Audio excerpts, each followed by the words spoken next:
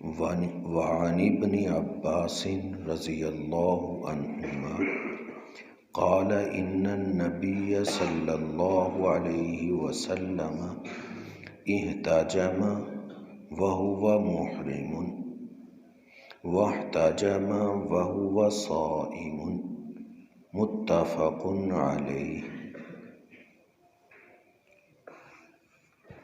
حضرت عبداللہ بن عباس رضی اللہ تعالی عنہ سے روایت ہے، وہ فرماتے ہیں کہ نبی صلی اللہ علیہ وسلم نے احرام کی حالت میں حجامہ کروایا اور روزے کی حالت میں حجامہ کروایا۔ حدیث مبارکہ میں روزے کی حالت میں پچھنے لگوانا، سینگی کھچوانا، اس کا حکم بیان کیا۔ عرب میں یہ عام بیماریوں کا علاج تھا کہ جسم کے مختلف حصوں سے خون نکالتے تھے۔ اس کا طریقہ یہ ہوتا تھا کہ جراحی آلات کے ذریعے خاص جگہ پر ہلکا ہلکا زخم کرتے، وہاں کا خون ایک جگہ جمع ہو جاتا اور ایک پائپ لے کر اس کا ایک سرا اس جمع شدہ خون میں لگاتے اور دوسرا منہ میں شخص لگا کر کھینچتا۔ تو اس طرح وہ علاج کیا جاتا تھا بیماریوں کا، جس کو آج کل حجامہ کہتے ہیں۔ اب یہ حجامہ ذرا جدید طریقے کا آ گیا، خاص طریقے کے گلاس آ گئے اور اچھے طریقے سے جمع کر لیا جاتا ہے اور نکال لیا جاتا ہے۔ تو حدیث مبارکہ میں ہے کہ آپ صلی اللہ علیہ وسلم نے حالت احرام میں بھی اور روزے کی حالت میں بھی سینگی لگوائی، حجامہ کروایا۔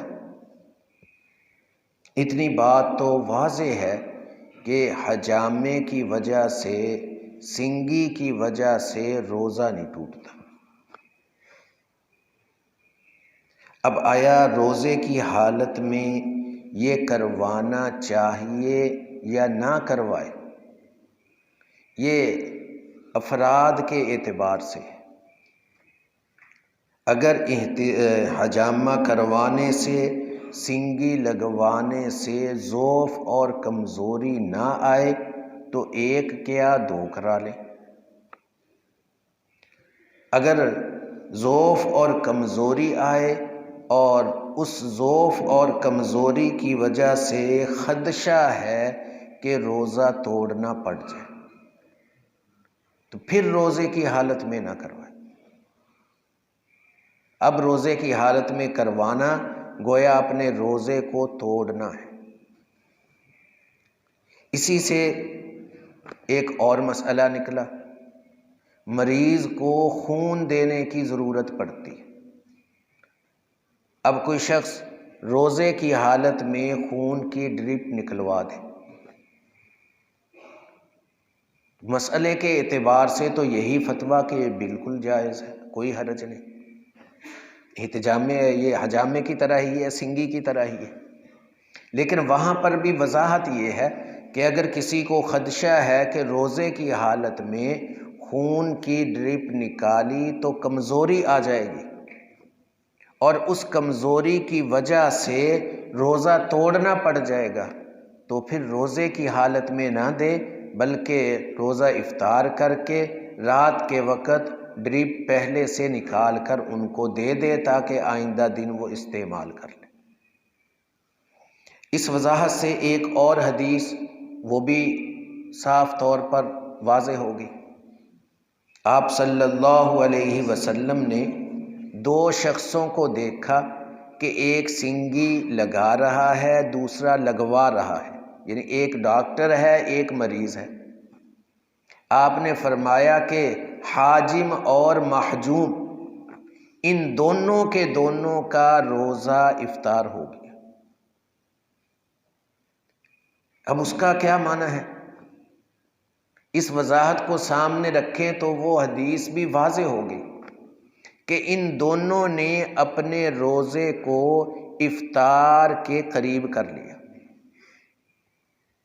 وہ اس طرح کہ جب یہ حجامہ کروائے گا، سنگی لگوائے گا، خون نکلے گا تو اس میں کمزوری آنے کا خدشہ تھا، اور جو پائپ کے ذریعے منہ میں لگا کر کھینچ رہا تھا تو اس سے خدشہ تھا کہ وہ ذرا کہیں زور سے کھینچے، منہ سے حلق میں چلا جائے تو روزہ ٹوٹ جائے۔ تو وہ حدیث بھی حل ہوئی کہ جو آپ نے فرمایا کہ حجامہ کرنے والا اور جس مریض کو کیا جا رہا ہے ان کا روزہ ٹوٹ گیا، یعنی اس عمل سے انہوں نے اپنے آپ کو روزے کے ٹوٹنے کے اوپر اور اس کے قریب کر لیا۔ یہ ہے اس کا معنی۔ ایک اس کا اور معنی بیان کیا گیا ہے کہ وہ ڈاکٹر اور مریض جو دونوں بیٹھے حجامہ کر رہے تھے وہ چغلیاں اور غیبتیں کر رہے تھے، تو آپ صلی اللہ علیہ وسلم نے وہ سن کر فرمایا کہ انہوں نے تو روزہ توڑ لیا، کیونکہ روزے کے اندر چغلیاں غیبتیں بلا وجہ کرنا یہ بہت بڑا گناہ ہے۔ ہاں ضرورت ہو وہ الگ بات ہے، عدالت میں مقدمہ ہے، اب وہاں پر بات رکھنی ہے، دوسرے کی چغلی ہے، یا کسی کو ظلم سے بچانا ہے، مظلوم کی بات کرنی ہے، تو یہ غیبت نہیں شمار ہوتی، یہ ایک ضرورت ہے۔ ہاں بلا ضرورت وہ بیٹھے دونوں کے دونوں چغلیاں اور غیبتوں میں لگے ہوئے تھے، تو آپ صلی اللہ علیہ وسلم نے فرمایا کہ انہوں نے اپنے روزے کو افطار کر لیا۔ تو معلوم ہوا کہ روزے کی حالت میں جس طرح کھانا پینا، اہلیہ سے مشغول ہونا، ان سے بچنا ہے، اصل روزہ یہی ہے، اس کے ساتھ ساتھ دوسرے گناہوں سے بھی بچنا ضروری ہے۔ اگر نہ بچے تو گویا ایسے ہی ہو گیا کہ جیسے اس نے روزہ وہ بہت کمزور رکھا۔ مثال کے ساتھ یوں سمجھے کہ کسی کو کہا مجھے ملازم ایک آدمی لا دو، اب وہ ملازم مانگا اس سے، وہ آدمی لے گیا، نہ اس کے ہاتھ ہیں، نہ اس کے پاؤں ہیں، نہ اس کو سنتا ہے، نہ وہ بولتا ہے، اپاہج ہے۔ تو اس نے کہا کہ یہ آپ مجھے کیسا آدمی لا کر دیا؟ کہا پوچھ لو، سارے اس کو آدمی کہیں گے۔ اب آدمی تو کہیں گے سارے اس کو، لیکن آدمی ایسا ہے کہ وہ اپاہج ہے، تو جو روزہ رکھ کر یہ گناہوں کے اندر لگ رہا ہے تو گویا وہ اپنے روزے کو اپاہج بنا رہا ہے۔ اس کا آپ صلی اللہ علیہ وسلم نے بیان کیا کہ یہ حاجم اور محجوم دونوں نے اپنے روزے کو توڑ لیا، توڑنے پر پیش کر دیا۔ اس لیے روزے کے حالت میں ان چیزوں سے بھی بچنا چاہیے۔ حق تعالی شانہ دین کی احادیث کی صحیح سمجھ نصیب فرمائے۔ الحمدللہ رب العالمین۔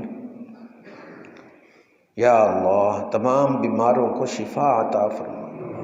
یہ کرونا نامی جو وبائی مرض ہے اس کے بارے میں بھی دعا کریں، یا اللہ اس مرض کو ختم فرما دے، یا اللہ اس فتنے کو ختم فرما دے، یا اللہ اس امتحان سے یا اللہ ہمیں نکال دیجیے، یا اللہ یا ارحم الراحمین۔